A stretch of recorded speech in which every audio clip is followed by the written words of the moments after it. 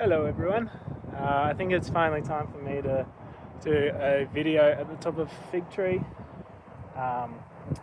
So this fig is our small leaf fig. It's got very small leaves compared to all the other figs, and the key distinguishing feature that I find for this one is these little yellow fruit. I often find it a lot easier to ID these things when they're in flower or fruit. So a bit of biology about the fig tree itself.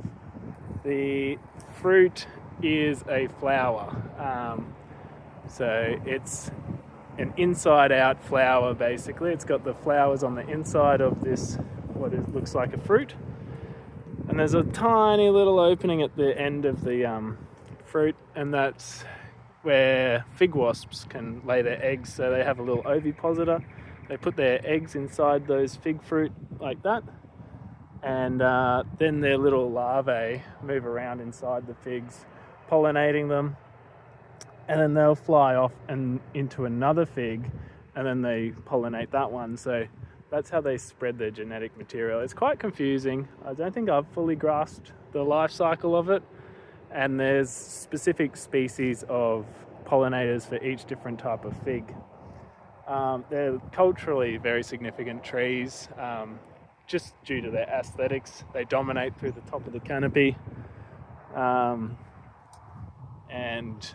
they start off life usually like this one as a strangler fig. So there was a host tree growing here, and this one arrived from a bird or a bat ate this lovely edible fruit, and it pooped out the seed landed in the fork of a tree, and then it grew from there, and it sent its roots all the way down to the ground. And yeah, so with figs, you can eat every type of fig. I'm pretty sure you can eat every fig. It just depends.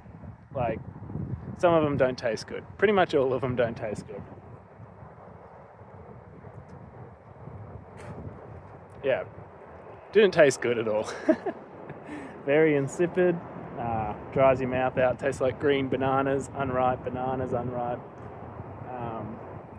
Not very tasty. The ones we can get confused with these ones is our Ficus microcarpa, which is another sort of small leaf fig, but it's got more of a weeping habit. You'll see it planted as streetscapes and a bit more on the lowland, not really up here in the mountains of the Sunshine Coast region. So down there in Cubby land, but not up here on Ginniburra. And yeah, they're sort of, I don't know, I think of them as the grandmothers of the forest. Like, they're these big trees that dominate over the canopy, and they provide food, a constant source of food for birds and other animals, mammals, bats, possums, and they're sort of a nurse tree. Like, they get up and they provide the microhabitat underneath.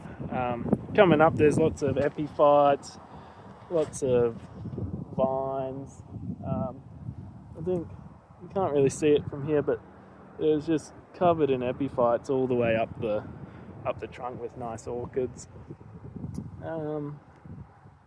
So yeah, that's the small leaf fig. I think sometimes the bark can be used, the inner bark can be used for making fibre and stuff like that. And yeah, they're stacked full of hollows, so really good habitat for animals. Really hoping to find a Stevens banded snake, which hasn't been seen in this area for like 100 years, so hoping to find one up here one day. But yeah, that's the beautiful small leaf fig, Ficus obliqua. That's the beautiful Sunshine Coast. Ciao.